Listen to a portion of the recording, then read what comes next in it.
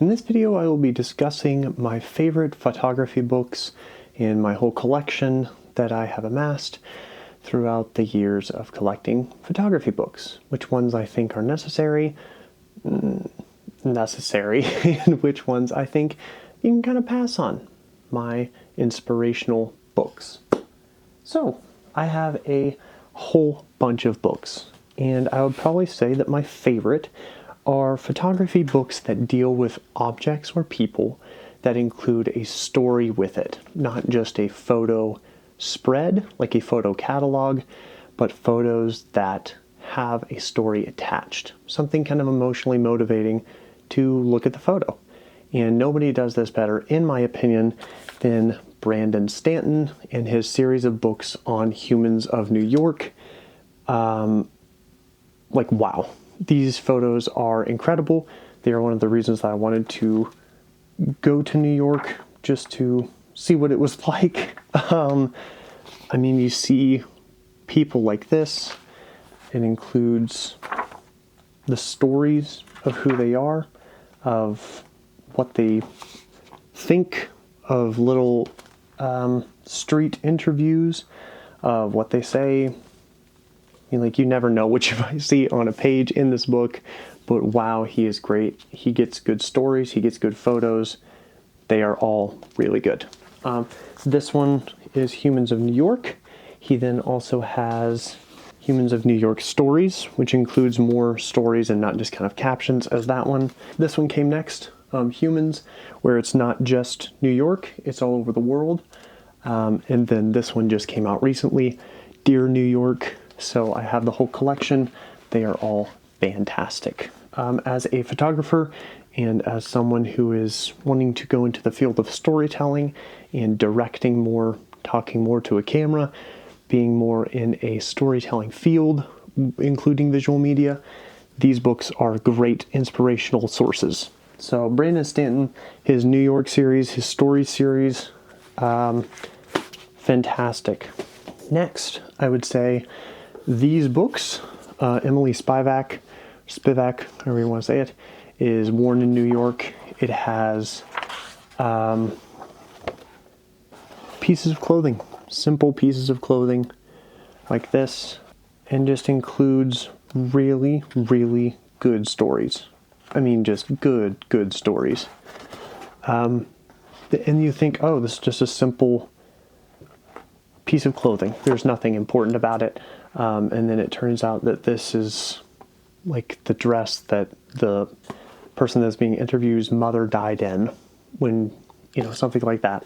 Or this one guy I definitely remember was a tie, and it was the one tie that survived out of a house fire, and that was the last thing that he was able to keep from his dad. And so it kind of was the story of that. Some famous people in here, some just regular people in here, but very good. I believe that this is the only... Nope. She's made 2 books. I really wish that she would make more because they are fantastic. Born in New York and Worn Stories, both essential reading in my opinion for a photographer and just a storyteller. Very good books. This book, which is very similar to the previous books, it's not as inspirational or, moving, and it's based more on famous people. I think that they had like Rhett and Link in here maybe. So it's definitely more kind of pop culture people, but not as deep stories here. Sona Movsesian from the Conan O'Brien Show. Not really a great essential reading book, but I think it is an interesting book to read, to look through. Just not one that I would say is like, wow, you gotta read this. The stories inside are amazing. You'll get inspiration from it. It's kind of a funny book. It's more of a funny book. I would give it if you see it for $5, pick it up, but I wouldn't spend a ton of money on it. This is the original book that got me interested in photos with stories. It is this book right here, The Heirloomist. It's a really good book. Exactly the same. Items and stories. That's kind of my interest, I guess. I really like it. Next, I would say, is Gonzo, the Hunter S. Thompson Book of Photography. It is really good. I would not say get it unless you are a fan of Hunter S. Thompson.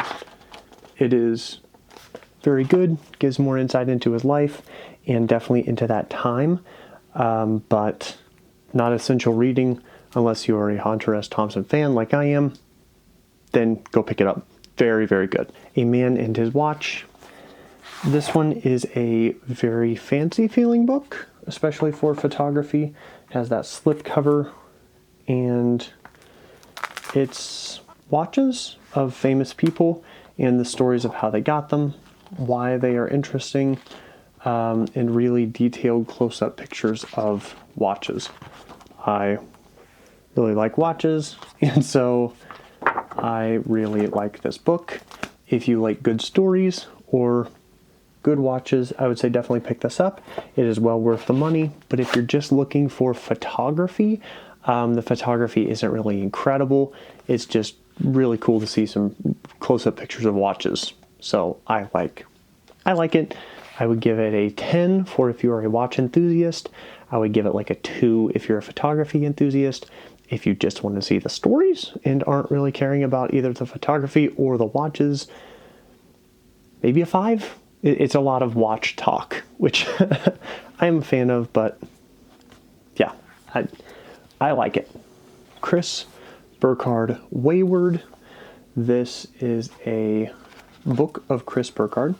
He is a explorer, a adventure photographer, and he gives a lot of... It's more of a read than just a snapshot at photos. He gives a whole story of his adventures, of where he's gone, of where he's been, of things that he's done, with a lot of photos mixed in. But it's definitely a book to read and then have the photos accompany it. So I'd say it's equally book as much as pictures. Which is really cool, especially when they are such good, like, adventure stories. So if you are a fan of photography, I give it like a 7. If you are a fan of good stories, give it like an 8. If you're a fan of good photo story books, this is a book for you, especially if you like adventures. Next is Post Secret.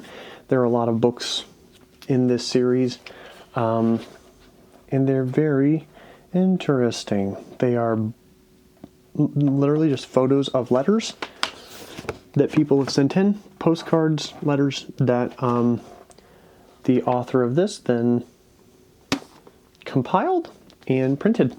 They are anonymous letters where people just confessed a bunch of stuff, and it is shocking to see what some people confess through letters when they know that they will not be found out who they are.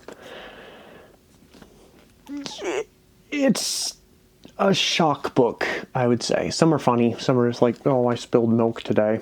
And then some are like, I killed a person and nobody knows. Yeah, so interesting. Interesting book? Good. Photo book? Interesting book. We're coming to the end of all of my photo books. Forever Wondering by Emily Ristevsky.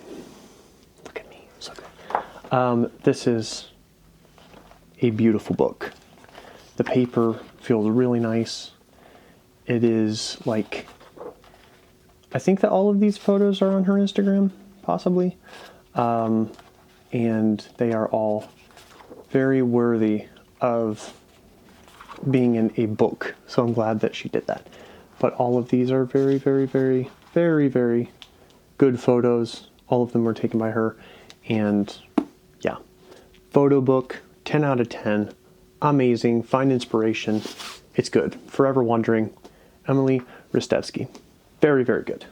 The Lay of the Land by Joe Greer. He is a fantastic photographer. And to be totally honest, I haven't read the story of it. But but there are a lot of pages with words on them. I looked through for the photos, and the photos are like, wow, this is incredible stuff. Really, really incredible nature photography. Highly recommend. As I said, I haven't read this book. I haven't read it, but he's a very, very good photographer and a Christian. So a very, very, very good book. Like, it's, support the author. He's cool. Accidentally Wes Anderson. If you're a fan of Wes Anderson movies, of his style, of centered photos with really interesting colors, very vivid. If I see a photo opportunity, I'm obsessed with taking it. I have taken many photos that are similar to this, obviously not in as crazy a location as that, but I love a good Wes Anderson photo. If you also do, incredible book, highly recommend, 10 out of 10. This is a must for anybody who loves like that symmetrical, very vivid type of photo. Very good book. This book is a total random that I found in a bookstore, like a used bookstore. It is Photography Yearbook 1983. It's a lot of just weird photos. I don't know where they